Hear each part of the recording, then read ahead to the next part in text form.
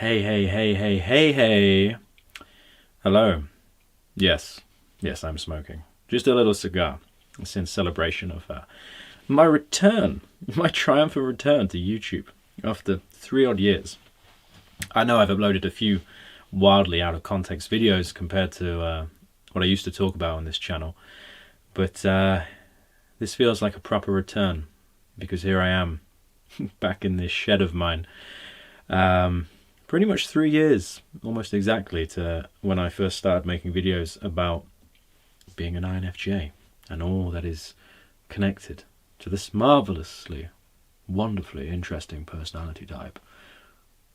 And I thought it'd be nice to use the time that is now afforded to me and to many of us through this surreal experience of almost international quarantine and lockdown, which is why I find myself back here in this shed. I don't literally live in this shed, but it belongs to my family, and I'm back staying with my family at the moment after 3 years of bohemian nomadic living and God, all sorts of weird stuff. Spent time in Spain, Portugal, France, lived in a community for quite a long time, and I guess I was continuing on that journey until this quarantine thing happened. So I'm back here for now, and I thought, that's gone out already. I thought, why not take this opportunity to re-delve back into the subject of INFJ, because I realise, even though I did the typical INFJ thing, which was disappear off the face of the planet, there's only a few INFJ YouTubers who have succeeded in managing to keep a regular channel going, and I salute you. You have kept the flag flying high and heroically battled in the trenches of YouTube. So I salute thee. I kind of forgot about this whole INFJ thing in a sense, because I left in order to try and get to the bottom of something that felt quite personal to me, and that just triggered this journey that eventually led me to go as potentially as deep and as far as I think one is possibly able to do, almost transcending the human experience and myself completely in the process. And yet, for having done all of this, I feel like I have gone full circle and find myself back where I started, because the one thing I wasn't doing regularly in this entire time and this process was actually doing the one thing that I used to tell people to do, the one thing that I would made several videos on doing, which is, as an INFJ, really the only thing that you need to do in your life and to focus on is to express yourself and to find something that brings you joy, that you enjoy doing, that is fun, that is fun enough that you will continue to do and make it a habit. Because the funny thing about the INFJ personality is that it doesn't really fully come into any kind of actualization until you start to express yourself. You don't actually become yourself until you express yourself, because expression is integral to the INFJ personality. You can do the NITI loop. You can go as far as you want, and you can keep going, and you can delve into your FI, you can delve into your feelings, you can delve into your history, you can try and heal all of that stuff. And I've gone through it all in the past few years, and I have gone to what I would say is hell for an INFJ. A really unpleasant place to go. And then I've also feel like I have experienced kind of the symbolic end of the journey in the most biggest, widest, deepest sense that is possible to experience as well, on a spiritual sense, going back to the source of all things. And the weird thing was that these experiences, while incredible in their own way, strangely felt kind of familiar, and were not a great surprise to me.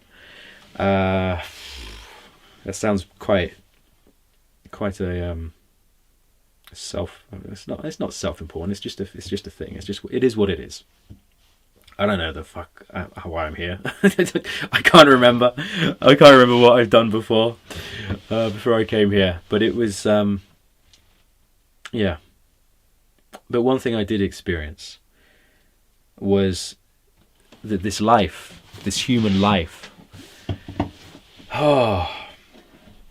it has the potential to be such an unbelievably incredible, magical experience. In some ways, it's like this human being that so often is derided, and even in kind of spiritual kind of terms, there's a history of, can't wait to escape it and to as fast as possible. This world of Maya. There's something incredibly beautiful about this human being and about this experience, and there's something so priceless about it. And when you have an experience of kind of unfiltered embodiment of being human, what I mean by that is an experience of being in your human body free from any of the blinding conditioning of your upbringing, of society, and also of your past kind of subconscious traumas and patterns of behavior. When that all is paused and you have a moment of just seeing the world as it could be seen, just through the clarity of vision that is available to all of us, man, it's truly heaven on earth. And it's hard to explain because it's beyond explanation. It's weird.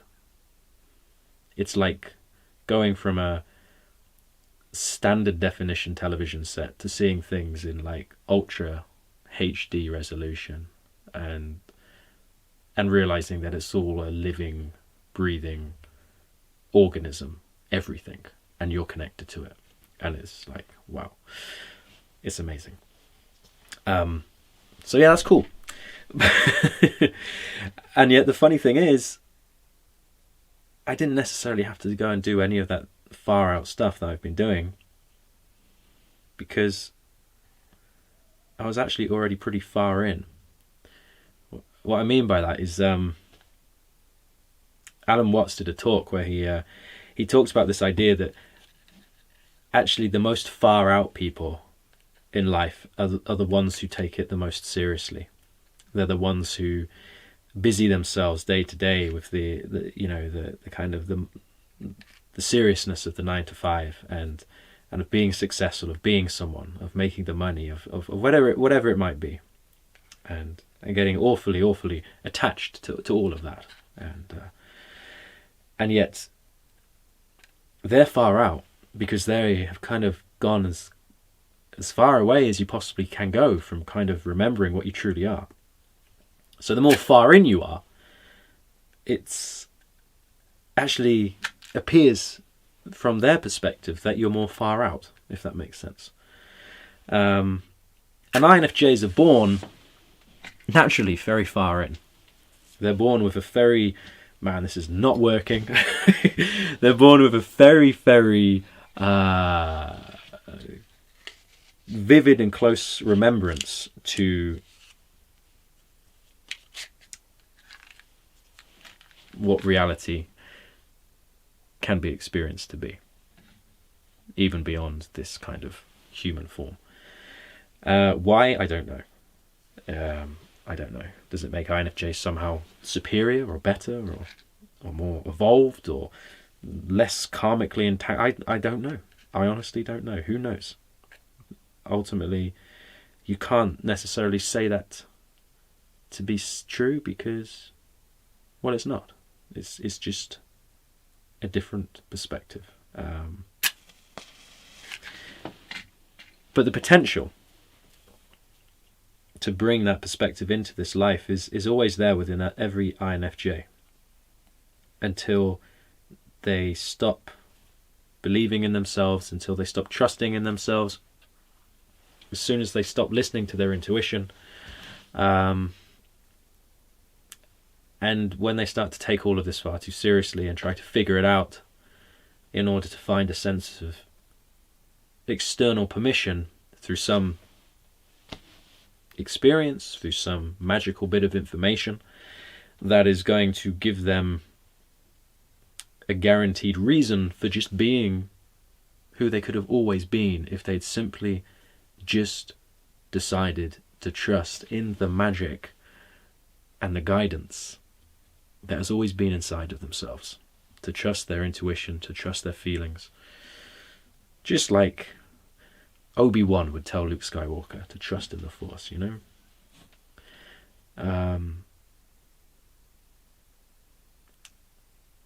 But unfortunately, you're born into a world that doesn't recognize or care about any of that stuff. It's starting to. And maybe this crazy thing that's happening right now is going to be a real beginning of a potential new world. I don't necessarily believe in this kind of, a lot of this new age stuff that we're suddenly going to wake up in a golden age, but, you know, I'm a bit more pragmatic that the reality is, for anything like that to happen, there's going to be quite a lot of friction involved, in the same way that as a child grows into a teenager and their bones start to lengthen and grow fast and quickly through puberty, one experiences growing pains. And I feel that we are at the beginning of potentially experiencing, for maybe even the next decade, an opening to a new way of being and a new way of life on this planet, but also one that, make no mistake, will also have quite a lot of growing pains. And how that is experienced individually is, I guess, going to be up to how much you're aware of it. And yeah, I don't know. Who knows? We don't know. Some things are just not known. Where am I going with all this? What am I talking about? So, yeah. I've learnt the hard way. I've learnt the hard way through stopping my little avenue of self-expression that was mainly through this YouTube channel, and was starting to lead on to some other things potentially. I fell back into that age-old INFJ trap of wanting to get to the bottom of something and making that my priority. And I fell off my own little wave, I guess you could say, because that's kind of what it feels like. And as you get a little bit older, and yeah, I'm not exactly old, but I feel like I've experienced quite a lot in the past 3 years. I feel like I've aged.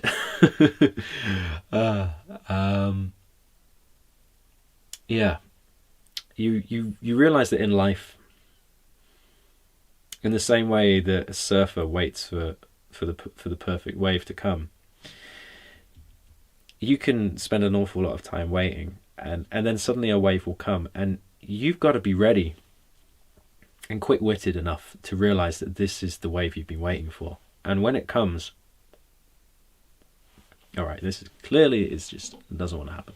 When it comes, to make it your priority to go on that wave and to ride it as long as possible, because you don't know when the next wave might come, and it can be a lot harder to get things going just for your own force of will than it is when there is kind of an energetic opportunity. That's all I'll say, because there are certain moments in our lives, in all of our lives, where there are certain opportunities, there are certain energies, our own and maybe others at play, that will support us in really just potentially doing something magical. But your freedom of will always be the thing that is ultimately the thing that enables that to happen or doesn't enable it to happen. Or maybe some, things that cannot be accounted for. But in any degree, the most important thing, as always, for an INFJ to do, for you to do, is to just make it your priority to engage that external feeling, that extroverted feeling, I should say. See, it's been so long, I can't even remember what these things are called. The FE. Express your damn self. Take a chance on living your best life, your most enjoyable life, but most importantly, your unique life, the life that no other person can live unless you're living it. Because the answers, they're already there. And no doubt you've actually probably already experienced them before. But this life, this being, this personality, and what you can offer, that's a one-off. In an infinite universe of infinite dimensions, this life that you currently lead, it's a one-off, it's priceless. So INFJs are in a way more aware of that than a lot of other people, and have an ability to be able to engage within that experience in a very vivid and personally fulfilling way. But they just have to allow themselves to do it and stop caring so much about finding a reason to do so or some external approval to do so. Just fucking do it, and don't worry about being right, because it doesn't matter. The only things worth being right about are beyond right and wrong anyway, and they pay no attention or care for those things, because it's just an expression of the mind. So anyway, I'm going all philosophical, and this video is going on a bit. I hope that made some semblance of sense, and maybe, who knows, I'll see you again soon. Bye.